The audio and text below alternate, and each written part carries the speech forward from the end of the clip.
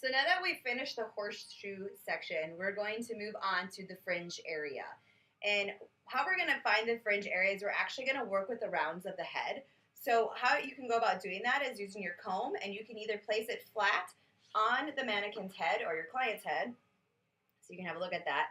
And where the comb picks up off the head is the start of your bang section or fringe section. So from there, once you find where the rounds of the head, where the comb picks up off the round of the head, you're going to take a triangular section, and you're going to take that section to the natural recession point of the hair or to the outside of the eyebrow. Part that out of the way and do the exact same thing on the opposite side.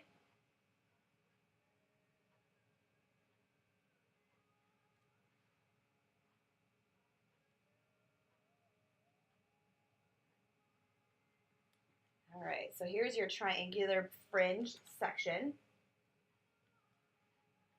And based on the individual's head, you may have a smaller triangular section or a larger triangular section. No section is going to be the same. Here. And the rest of this hair in the horseshoe section, I am going to have to work on that because I can't say that 5 times fast. We're going to just take this and pin it out of the way because we won't be incorporating this into the fringe area. Okay, so with the fringe area, we have our triangular section. So you can see.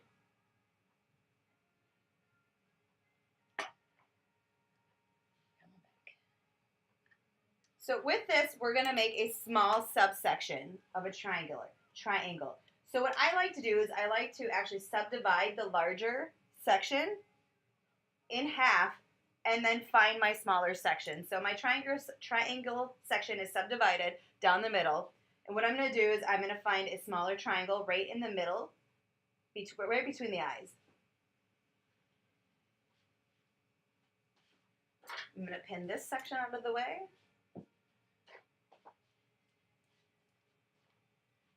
And then we'll pin this section out of the way.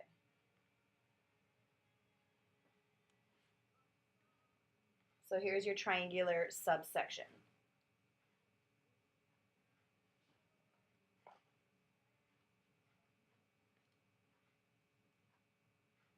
Clean that section up a little bit, and we're going to pin this out of the way as well.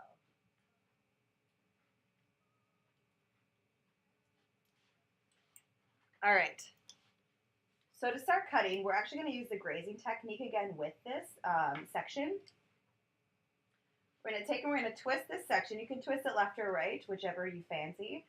And with this, we're going to start cutting at the tip of the nose, and we're going to finish cutting at the mouth. I'm actually going to twist this the other way because I'm more comfortable that way. So we're going to twist this all the way down.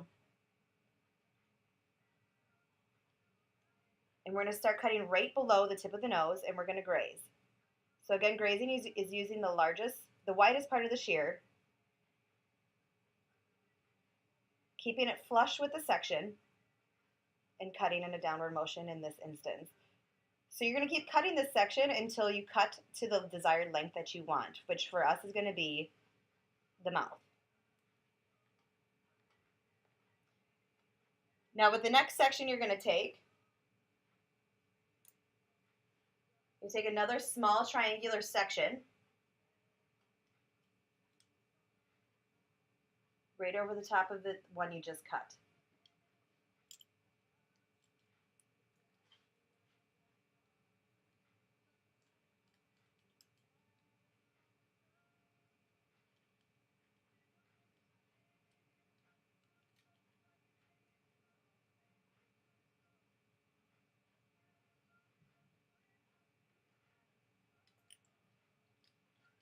You're going to comb both sections together, the section underneath and the section that's above it, and you're going to twist them together. So you have now a larger triangular section. Come up. I'm actually going to clean that up just a little bit on this side so the section is even, the parting's even. There we go. And you're going to twist these together. the under section, and now the new top section. And you twist it all the way down to the bottom.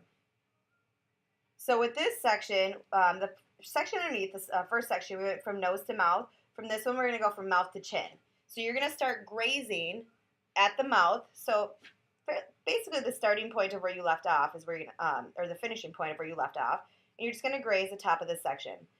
And we're going to keep grazing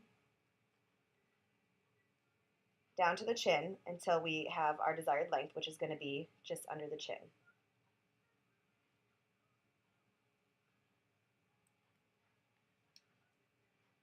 Your next section is going to be another small subsection of your triangular fringe section. And pull that right over the top of the previous two sections.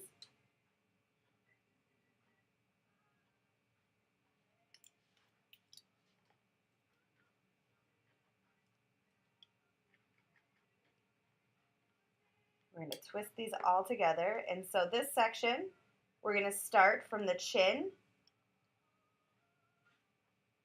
to the, I would say, the Adam's apple or mid-neck.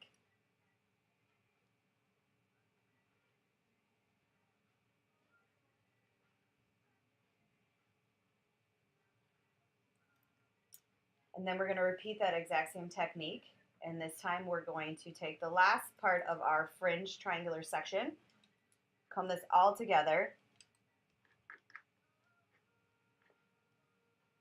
twist it together, and we're just going to polish off these ends down here, which